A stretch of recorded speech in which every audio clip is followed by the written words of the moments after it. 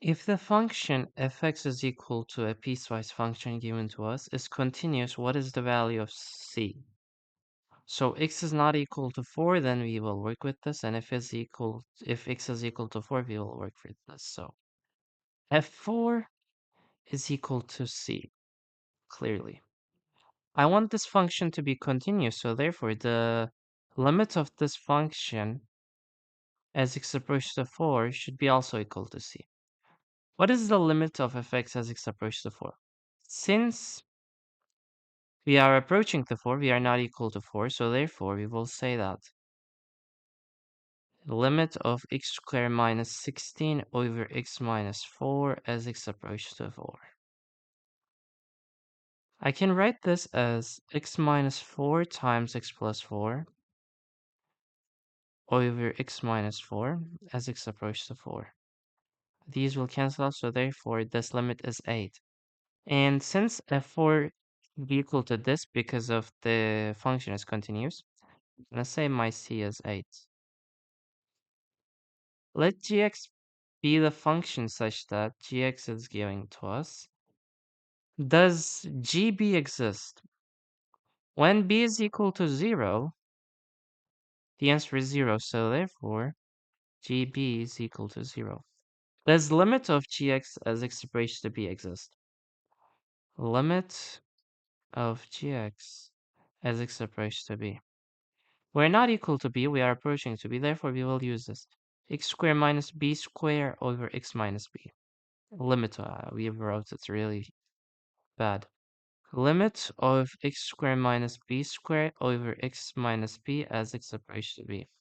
I can write this as x minus b times x plus b over x minus b as x approaches to b. And these will cancel out, so therefore limit of gx as x approaches to b is 2b.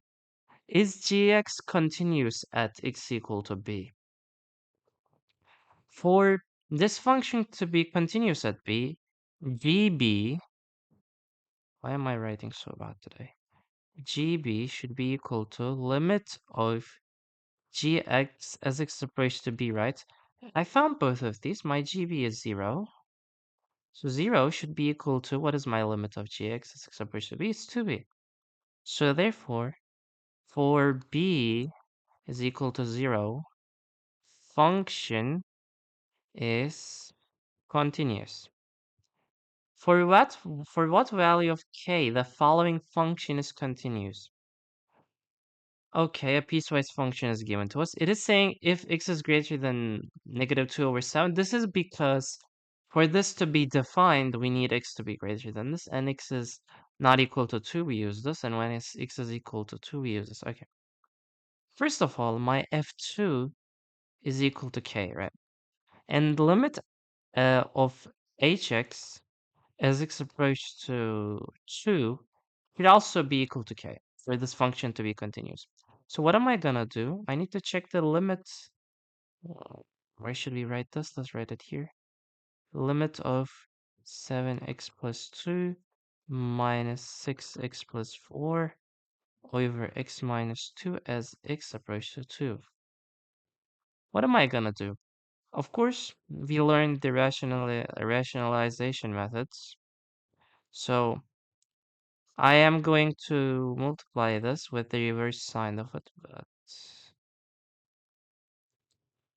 first 6x plus 4 over x minus 2 times 7x plus 2 under the root plus 6x plus 4 over root 7x plus 2 plus under the root 6 plus 4, right? And this is going to give us 7x plus 2 minus 6x plus 4, right? And this is over x minus 2 times. I am not going to multiply this because when we use this method, this x minus 2 will cancel out. So 7x plus 2 plus 6x plus 4. That's the whole point of this rationalization method. We want to save ourselves from this into their minute form. So from here, I am getting x minus 2, obviously, that was the whole point, but still, we need to see it, right?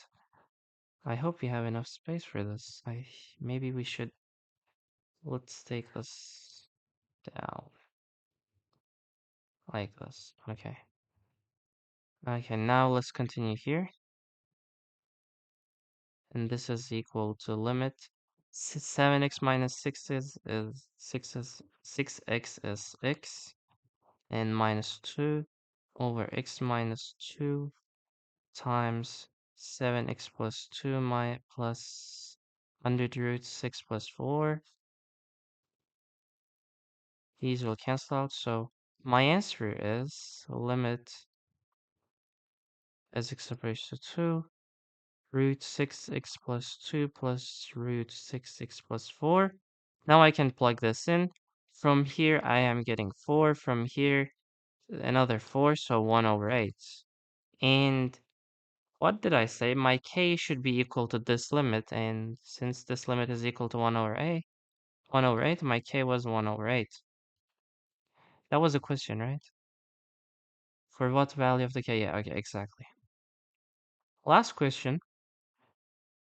Fx is given to us, another piecewise function. Is fx continuous at x equal to 0? First of all, what is f0? At 0, we use x, so x0, therefore f0 is 0. For limit of x as x approaches 0 fx, limit of fx as x approaches 0. We need to check the limit from the left and the right side, right? Well, let's check it from the left. Since this is lesser than 0, we will use this, and therefore this limit is 0. Now we are going to check it from the right side. Since this is greater than 0, we need to limit of x times sine 1 over x as x approaches 0. How are we going to evaluate this limit? Of course, I cannot plug this in. I am getting 1 over 0 here, right? I cannot work with that. So therefore, we had a theorem, right? The squeeze theorem. So limit sine 1 over x is squeezed between 1 and negative 1, right? And I can multiply every side with 0.